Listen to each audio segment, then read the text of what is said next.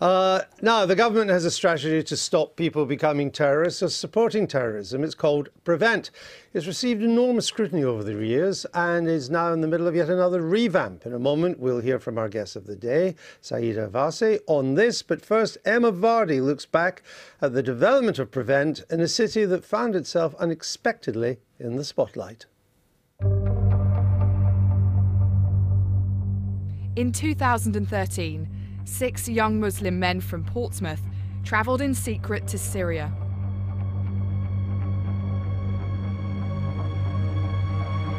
Initially, some believed this to be for humanitarian work. But ISIS began to emerge as a sinister extremist organisation. The realisation that 6 friends from Portsmouth had gone to join them was a huge shock for the local community. A police team from Special Branch began carrying out PREVENT work in the city. Officers built new relationships with leaders at the city's mosques and with local Muslim families. They urged people, especially mothers, to speak up if they felt their children may be being radicalised. We really need families and school teachers and nurses and doctors to tell us about their concerns long before someone goes on to become a jihadi bride or someone that's committing a criminal act. They had their work cut out. The city also had increasing problems with right-wing extremism.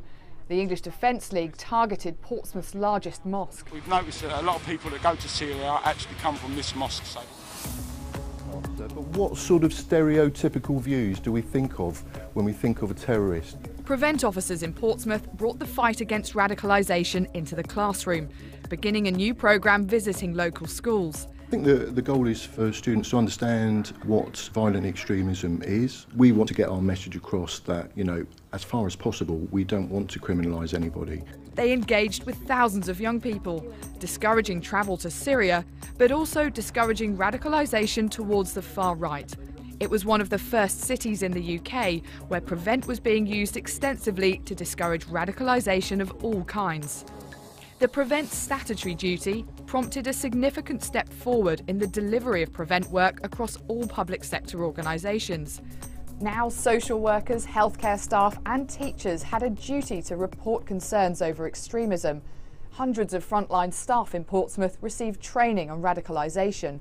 It prompted criticism that ordinary workers were being asked to spy on people in their care, something repeatedly refuted by those who work with the PREVENT strategy.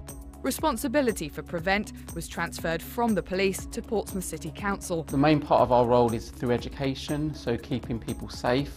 We talk about British values, so challenging extremism through promoting democracy, freedom of speech. Today, if someone raises concerns about someone who may be being drawn into extremism, Portsmouth City Council's PREVENT team will carry out intervention work if they believe it is needed.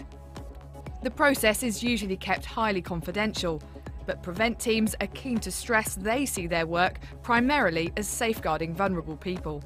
And the long-term solution has to be in the counter-extremism strategy, where civil societies come together and take on this ideological challenge in the same way that we've been challenging homophobia, racism and fascism. That has to be the future, and I believe that's something that we will see moving forward.